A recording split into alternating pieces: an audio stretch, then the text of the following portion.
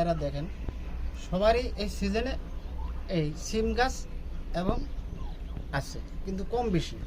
কিন্তু এই যে দেখেন আমি এইমাত্র এই পাতাটা এরকম দেখা হাত দিলাম, হাত দিয়ে যখন উল্টাইলাম তখন দেখি যে এই যে দেখেন জীবনে পোকাগুলা আপনারা দেখতেছেন।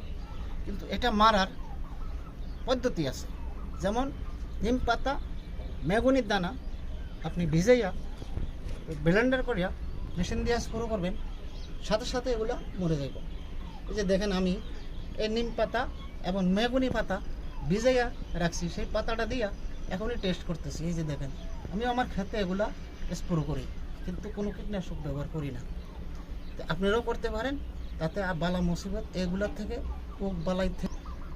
এই নিম পাতাটা আর মেগুনির এই বিচিটা ভিজাইয়া পানিটা যে কোনো গাছে স্প্রে করতে পারবেন, যে কোনো গাছের কোনো সাইড এফেক্ট নাই, এবং সে দ্রুত কাজ করে, এবং পোকা মাকড় বা প্রকৃতি কোনো পাখি মরে না, এবং পোকা মাকড় এবং এই দূষিত এবং এই যে যারা ক্ষতিগ্রস্ত করে এই পোকে, তারাই মারা যায়, তারাই বিস্তারিত লাভ।